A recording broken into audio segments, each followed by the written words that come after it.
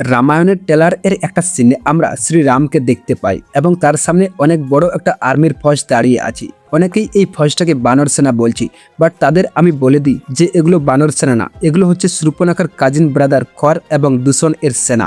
আর তারা এখানে এসেছে রামকে মারার জন্য। কারণ তো বন্ধুরা, ফাইনালি অনেক অপেক্ষার পর রামায়ণের ফার্স্ট অফিসিয়াল ট্রেলার চলে এসেছে। অ্যান্ড ভাই, হোয়াট ইজ দিস? কি বানিয়েছে এটা? নীতিশ তিওয়ারি স্যার, আপনাকে ধন্যবাদ। আপনি রণবীর কাপুরকে আর এই সিনটাকে রিক্রিয়েট করার সুযোগ দিলেন না।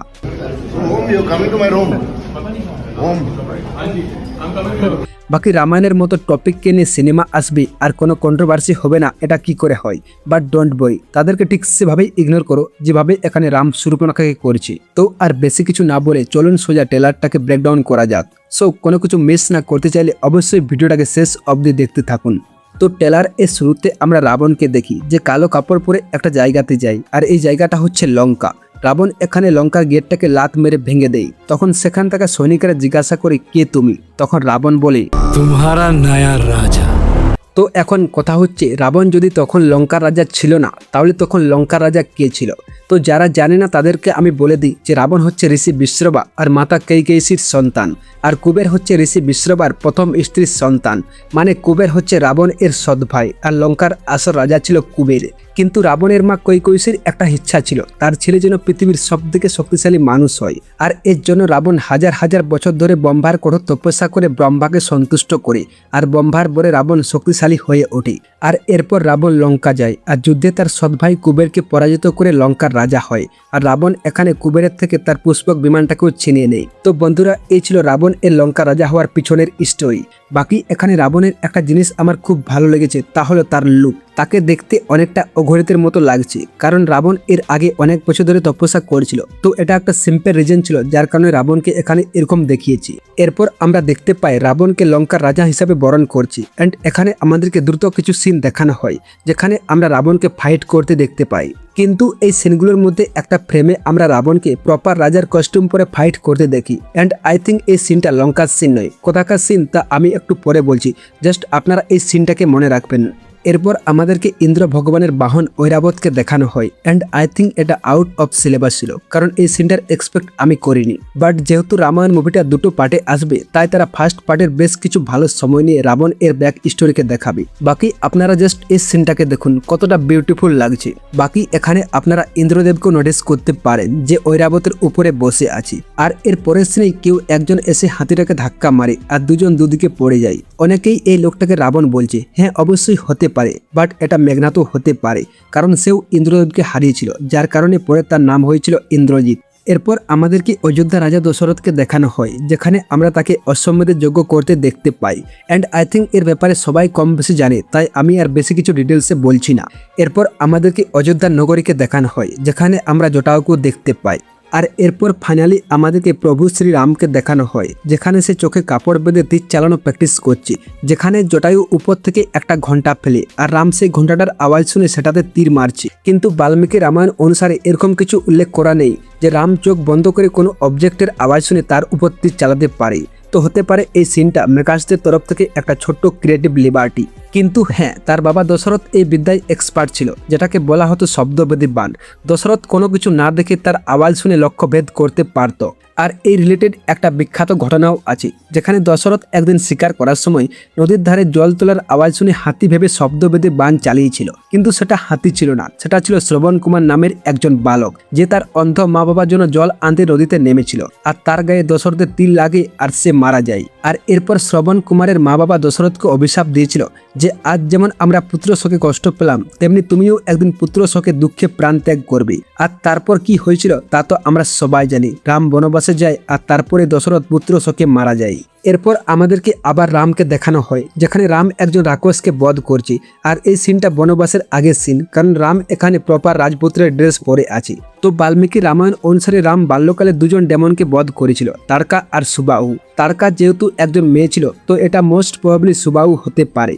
এরপর আমাদেরকে বেশ কিছু সিন দেখানো হয়, যেমন রামের অস্ত্রবিদ্যা শিক্ষা, মাতা কৈকেয়ী রামের বনবাস যাওয়া, রামের পিনাকে তুলে গুণ পরানো, এবং ফাইনালি রাম, সীতা আর লক্ষ্মণের বনবাসে যাওয়া। অ্যান্ড আই থিঙ্ক এই সিনটা রামায়ণ মুভির সব থেকে ইন্টারেস্টিং এবং ইমোশনাল সিন হবে, কারণ আমরা জানি এই সিনটা কতটা গুরুত্বপূর্ণ রামায়ণ মুভির জন্য। আর এবার রামায়ণ মুভিটাকে ডাইরেক্ট করছে নীতিশ তিওয়ারি, যাকে আমরা জানি ইমোশনাল সিনকে ভালোভাবে ফুটিয়ে তোলার জন্য। এক্সাম্পল হিসেবে দঙ্গল আর ছিচড়কে দেখতে পারেন। যাই হোক, এরপর আমাদেরকে মা সীতাকে দেখানো হয়। সাই পল্লবী এসে মা সীতা, ও ভাই কতটা সুন্দর লাগছে। সবাই ইয়াস আর রাবণকে নিয়ে কথা বলছে, but Sai Pallavi she just stole the show with her presence. হ্যাঁ, অবশ্যই অনেকেই ট্রোল করছে, অনেকেই কমতি ধরছে, বাট রামায়ণকে নিয়ে সিনেমা হবে আর মানুষ চুপ থাকবে, এটা কি করে হতে পারে? রামায়ণ এমন একটা টপিক যেটাকে নিয়ে যতই ভালো ভিশন থাকা ডাইরেক্টর সিনেমা বানাক না কেন, মানুষের পছন্দ হবে না। কারণ রামায়ণ এমন একটা টপিক যেটা প্রতিটা মানুষের এক্সপেকটেশনকে কোনোদিনও ফুলফিল করতে পারবে না, ইভেন ইনক্লুডিং মি।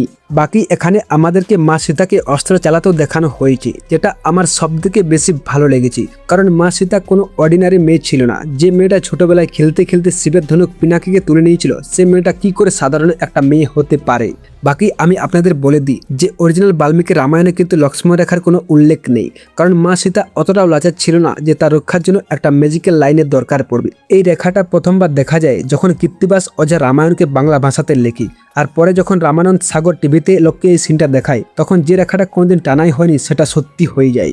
নেক্সট আমাদেরকে একটা সিন দেখানো হয় যেখানে আমরা দেখতে পাই সমুদ্রের ধারে দুটো পাহাড়ের মাঝখানে একটা রাজ্য, যেটা সম্ভবত শূর্পণখার হাজব্যান্ড বিদ্যুৎজিভার রাজ্য। এরপর আমরা রাবণকে একটা থ্রোনের উপরে বসে থাকতে দেখি, আর এটা সম্ভবত কালকেয়া গোষ্ঠীদের রাজ্যের থ্রোন, কারণ এটা হচ্ছে লঙ্কার থ্রোন। তো বাল্মীকি রামায়ণ অনুসারে শূর্পণখা প্রেম করে বিদ্যুৎজিভাকে বিয়ে করেছিল, কিন্তু রাবণের এই বিয়ে পছন্দ হয়নি, আর এর কারণে রাবণ পরে তাকে মেরে ফেলে, আর সম্ভবত তার রাজ্যটাকেও নিজের করে নেয়। এরপর আমরা রাম আর লক্ষ্মণকে দেখি, তারা তাদের আর্মার আর তীর ধনুক নিয়ে প্রস্তুতি নিচ্ছে, আর এর কারণ হচ্ছে এই সিনটা। তো হয়েছিল কি, লক্ষ্মণ শূর্পণখার নাক কেটে দেওয়ার পর সে সবার প্রথমে রাবণের কাছে যায়নি, শূর্পণখা সবার প্রথমে খর আর দূষণের কাছে গেছিল। তখন খর আর দূষণ রামের উপর বদলা নেওয়ার জন্য 14 জন রাক্ষসকে পাঠায় রামকে মারার জন্য, কিন্তু রাম তাদেরকে একবারে মেরে শেষ করে দেয়। তখন খর আর দূষণ 14,000 সৈন্য নিয়ে হাজির হয়ে যায় রামকে মারতে। বাল্মীকি রামায়ণের বর্ণনা অনুসারে এই সিনটা এতটাই গোটেড, যদি তার 50% ঠিকভাবে মুভিতে দেখাতে পারে, তো এই ফাইট সিকোয়েন্সটা হবে মুভির বিগেস্ট হাইলাইট পয়েন্ট, যার কিছু ঝলক আমাদেরকে ট্রেলার এ দেখানো হয়েছে। নেক্সট আমাদেরকে রাবণ এর মা কেইকেয়ীকে দেখানো হয়, যে সম্ভবত এখন পাতাল লোকে লুকিয়ে আছে। কারণ কেইকেয়ী ছিল সুমালির মেয়ে। কুবেরের আগে সুমালি, মালি আর মাল্যবান বলে 3 ভাই বোন লঙ্কাকে রাজত্ব করত। তারা শক্তিশালী হওয়ার পর দেবতাদের উপর অত্যাচার করত, তাই দেবতারা বিষ্ণুর কাছে সাহায্য চায়। এরপর বিষ্ণু তাদের বিরুদ্ধে যুদ্ধ করে, আর যুদ্ধে মালি মারা যায়, যার কারণে তারা পাতাল লোকে গিয়ে লুকিয়ে থাকে। তখন সুমালি ভাবে আবার রাজত্ব করতে গেলে শুধু শক্তিশালী হলেই চলবে না, সাথে জ্ঞানীও হতে হবে, আর এর জন্য তার মেয়ে কেইকেয়ীকে ঋষি বিশ্বরূপাকে বিয়ে করতে বলে, কারণ ঋষি বিশ্বরূপা সেই সময় পরম জ্ঞানী মানুষ ছিলেন। তো এরপর কেইকেয়ী ঋষি বিশ্বরূপাকে বিয়ে করে, আর তার 4 জন সন্তান হয়, রাবণ, শূর্পণখা, কুম্ভকর্ণ আর বিভীষণ। বাকি এরপর কি কি হয়েছিল তা তো আমরা সবাই জানি। তো বন্ধুরা, এই ছিল আমার রামায়ণ ট্রেলার ব্রেকডাউন। আশা করি এই ভিডিওটা আপনাদের ভালো লেগেছে। হ্যাঁ, আমি জানি আমি অনেক কিছু কভার করিনি, কারণ আমি জানি রামায়ণ এমন একটা গল্প যেটা আমরা প্রায় সবাই কম বেশি জানি, তাই আমি সেই সব বিষয়গুলোকে কভার করার চেষ্টা করছি যেগুলো খুব কম মানুষই জানে। বাকি আপনাদের যদি মনে হয় যে আমি কোনো ইম্পর্টেন্ট জিনিস মিস করেছি, তো অবশ্যই কমেন্ট করে জানিও। বাকি আপনাদের এই ট্রেলারটার ব্যাপারে কি মত তা অবশ্যই জানাতে ভুলবেন না।